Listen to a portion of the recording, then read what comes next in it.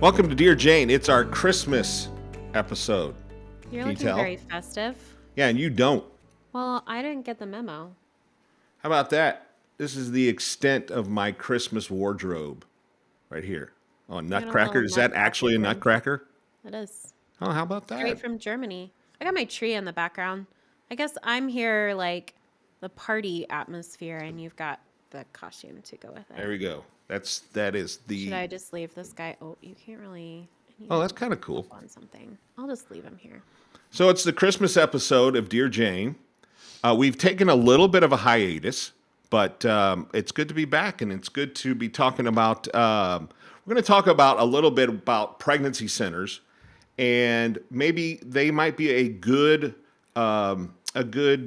service, a good resource to support this holiday season. Yeah. Did you know I used to work at a pregnancy center, Scott? No, did you? Yeah, I did. What'd you do? I was their marketing person. So I managed their social media. On day 2 of my job, we got hit by one of the things that the other side likes to do to pregnancy centers sometimes is flood their like Google listing with fake negative reviews. So I got to come up with a game plan to get those removed on my second day of the job, which Wow. is super fun. Yeah. But, Wow. yeah. Well, we're gonna talk to Laura here in just a second with Choose Life Marketing. I'm a little nervous. Since this is our Christmas episode. Tomorrow we're having a online Christmas party, kind of. Is that the? I mean, It's going to be fun. Yeah. so one of my assignments, I want to run this by you, see if you can. One of my assignments was to come up with trivia questions from Christmas movies. Ooh, I'm going to dominate that game. I'm so good at Christmas Really? movie All trivia. right. So Yeah. let's try I this. say that and no. What are the names of the two burglars on Home Alone? Is one of them Bert? Nope. You're thinking I of should Bert and know Ernie. this because I love Home Alone. Um, oh man. So far the domination's off to a slow Yeah, start. not great. Harry and Marv. Oh, that's right. All right. Bob.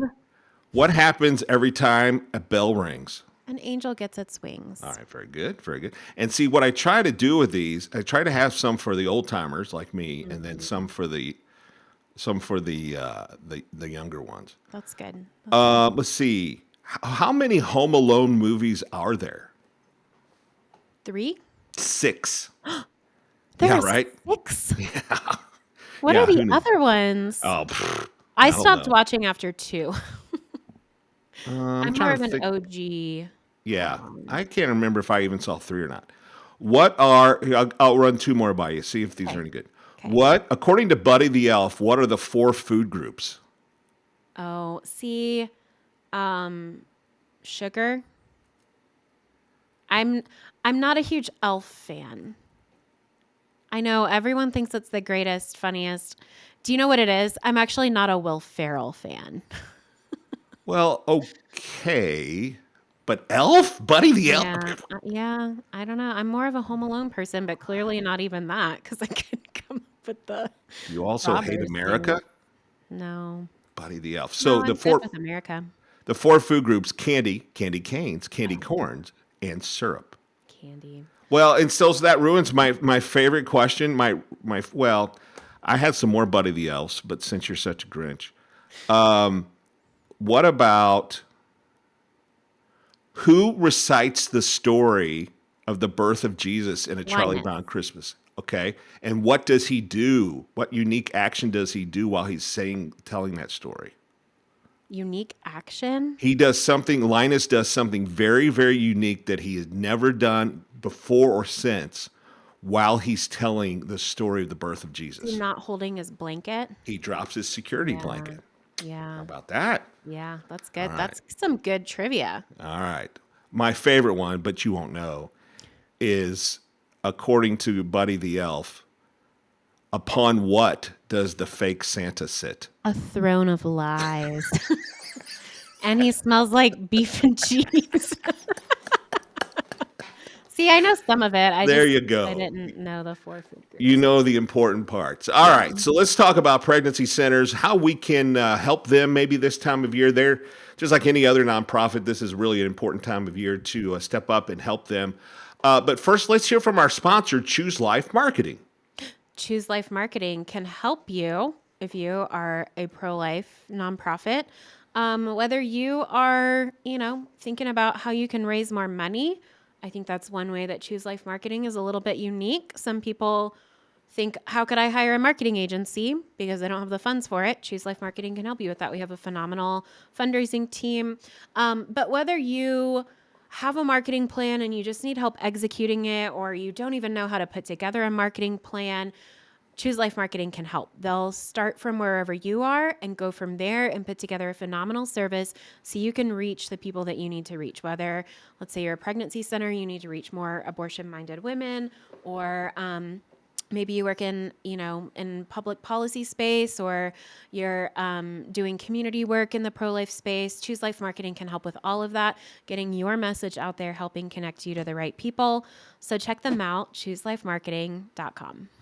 Speaking of Choose Life Marketing, Laura Howe is the Pregnancy Resource Center Liaison, and she joins us here to talk about ways that we can help out the PRCs during the holiday season. She's our guest today on Dear Jane. So it is that time of year, and we're thinking about ways that we can give back, and we're thinking about our friends at the Pregnancy Resource Centers. Laura, you've got experience in that world. What are our friends at the centers looking for this time of year? They are looking for lots of different things. They are busy right now as they focus on year end and wrapping up all the things that they need to do and trying to make their budget and set their budget for the next year. So I would say, obviously, because this is a year-end time of year, the giving time of year, they're definitely looking for more monthly donors and support. That is huge for the instabilities of our economy and all the ups and downs. It just helps a center navigate those and be able to plan ahead better when they have that steady monthly donor support that's just foundational to everything that they do.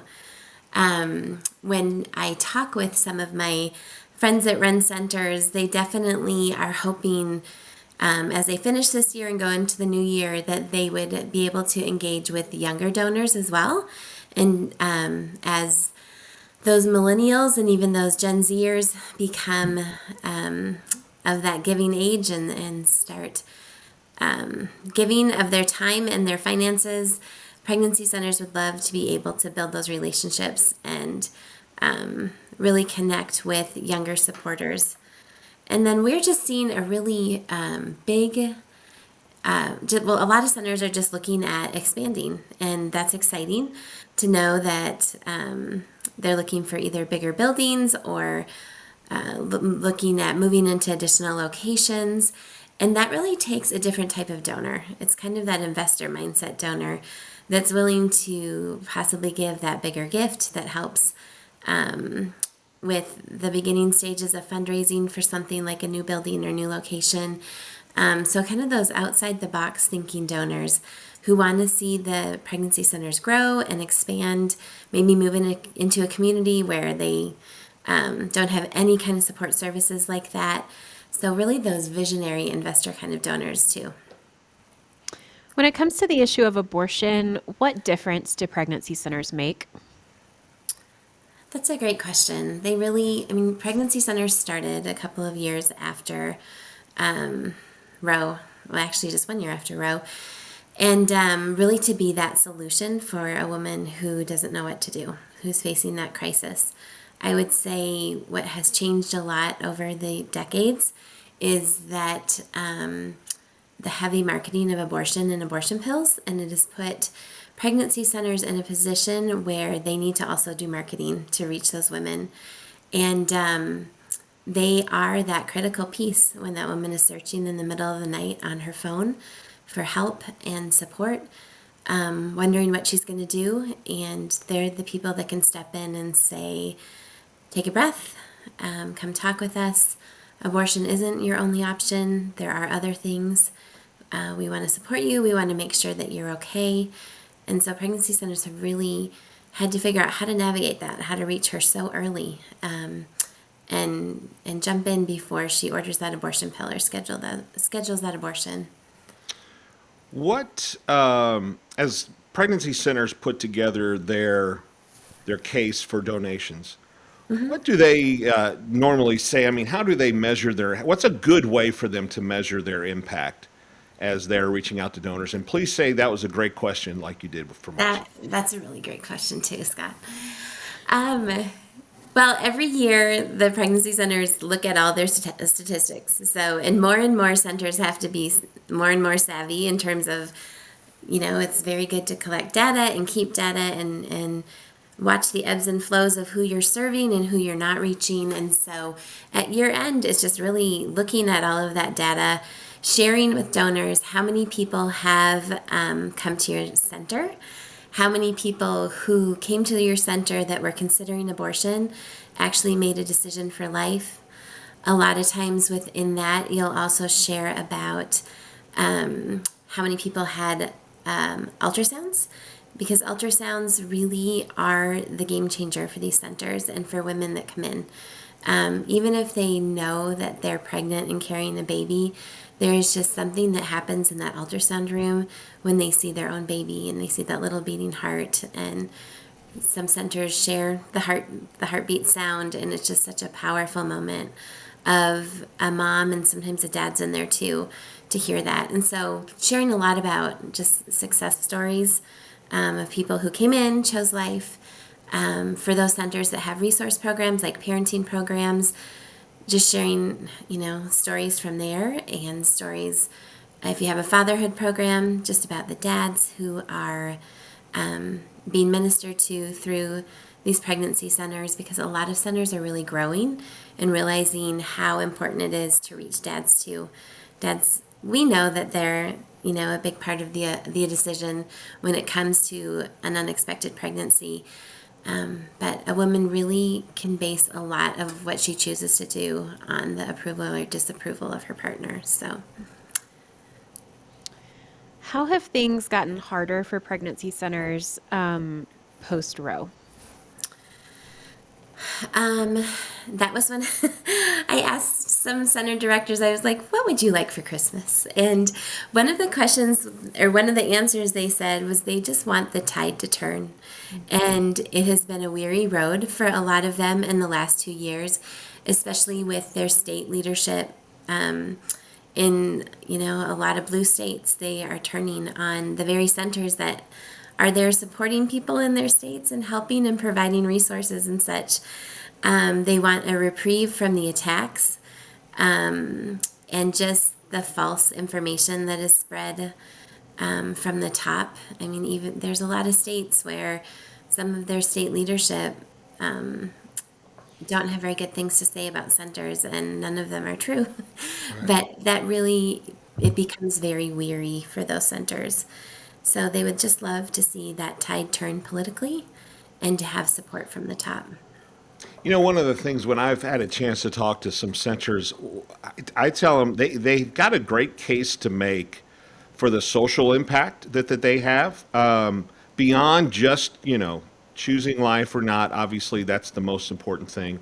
But when you start to talk about whether it's the diapers they hand out, or the food, or the clothes, or the trainings, or whatever, that has a huge social impact. And so even if, you're talking to someone, a donor or something, who maybe, choosing life or not isn't at the top of their list, there are other really good cases you can make for the good and the impact that you have as a center. That actually ties back to your question about what kinds of things did you share with donors as you're going into the new year. And sometimes that is such a fascinating statistic, and a lot of centers do share it, how many diapers they distributed, because they do keep track of what comes in and what goes out, how much formula, baby clothing, all of that, how many people attended their parenting classes or their childbirth classes. And those, when you start adding it up, it's really incredible. It's also a huge encouragement to churches in the community, and I think it inspires them to get engaged more, because having a baby shower or a diaper drive or something like that is such a tangible way they can support women who are experiencing unexpected pregnancies via pregnancy centers. And pregnancy centers always need, I'll do a little plug, they always need larger size diapers. It's way cheaper. You get a lot more diapers in the newborn size. But so many centers really look at what their community offers. And in a lot of communities, social services start at 3 years old, 2 or 3 years old. And so they want to fill that gap of really helping that woman from the time of discovering that she's pregnant until her baby is 2 or 3. And so they need support to help her.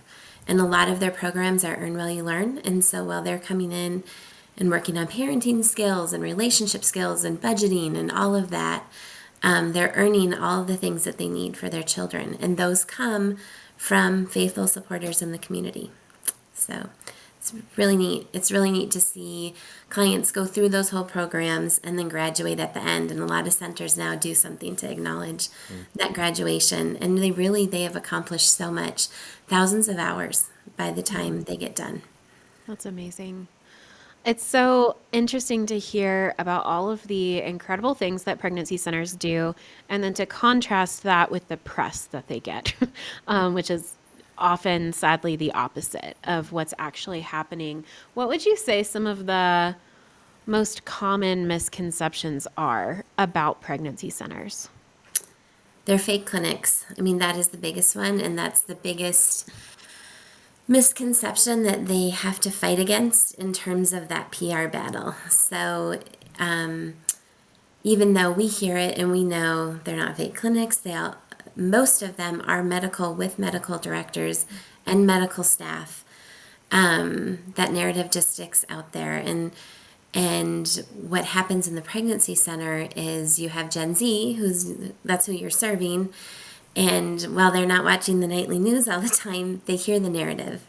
And so they have big misconceptions when they come into the center. But I would say that is the biggest one. Centers do a really good job of making sure people know what kind of services they offer, that they're no cost or free, that kind of thing. But it's really hard when the other side constantly is saying that they're fake. So. How's it going? You mentioned them being attacked, and you mean that both literally and figuratively. But in terms of the literal attacks that we saw, especially right after Dobbs, how are we doing there? And even more importantly, perhaps not more importantly, but I would imagine centers have had to invest more funds in safety precautions and things like that. Is that accurate?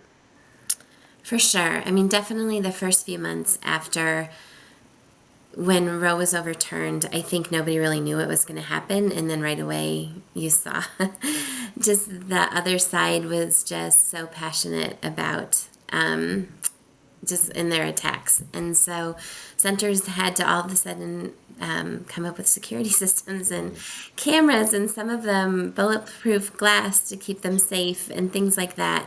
And so that continues, and it's something that they always evaluate. I don't think it was a bad thing. I think there is always an element of risk when you are sitting in the midst of this hot issue of abortion, and you are trying to provide a life-affirming option and support. And so a lot of centers are already there in terms of security measures, but a lot weren't. And so I just think it brought them up to another level, to assure that they're safe, their staff are safe, but even more so, their clients are safe too. So. What's the future for pregnancy centers? What are things that you think they're excited to be working on? Maybe even like what keeps them going? What exciting or hopeful things keep them going every day? I definitely see pregnancy centers going up a notch in terms of their professionalism.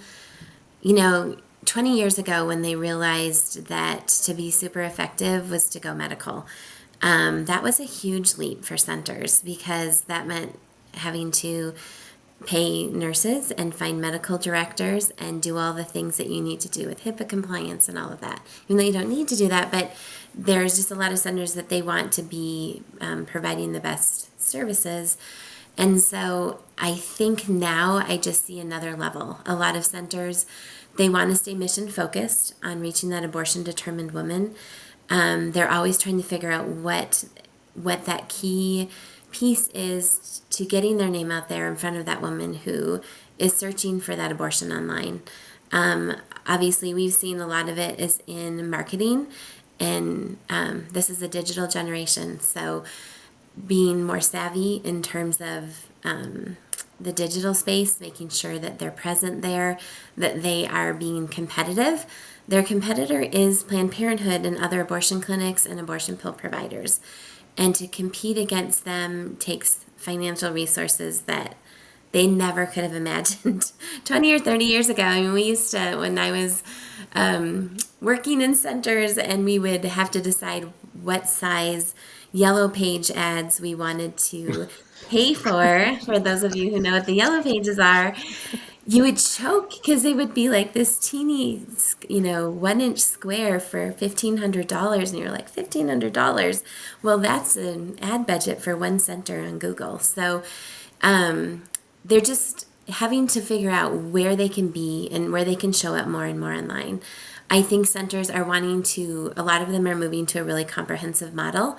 So that might look like some kind of prenatal care for the first 12 weeks.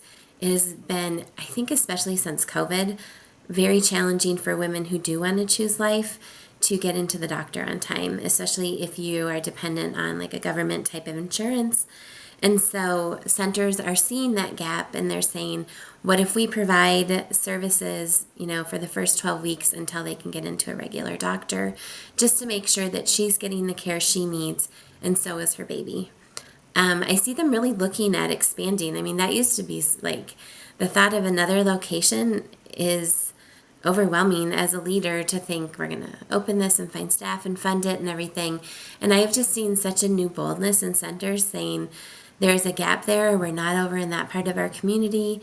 Maybe it's with a mobile unit, and they realize, we're going to have a couple of brick and mortars, but there's still places that we want to be, and it would be easier to get there with a mobile unit.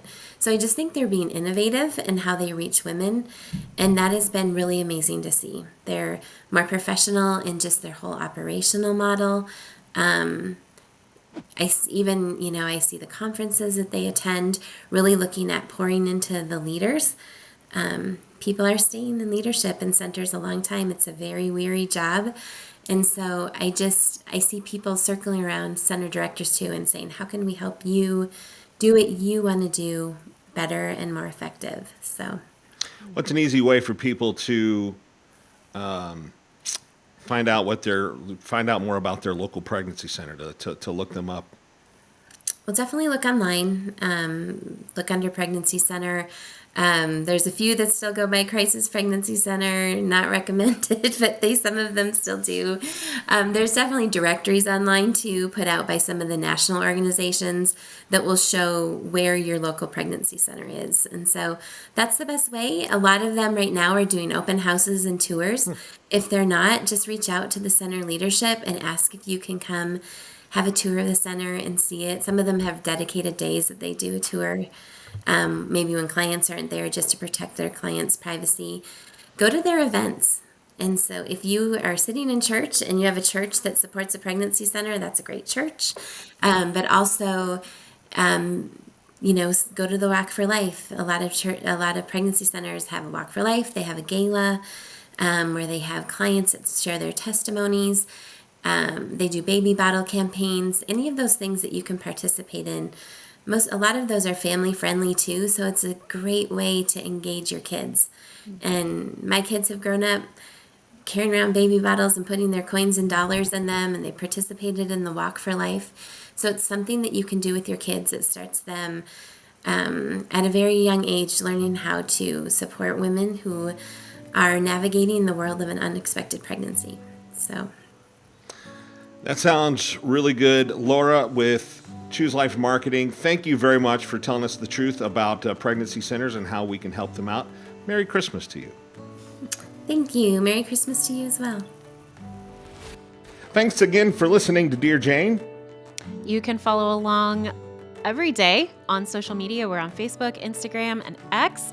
And make sure you also are subscribed so you never miss an episode on Spotify, Apple Podcasts, as well as YouTube. Ring that bell so you're notified and you never miss an episode.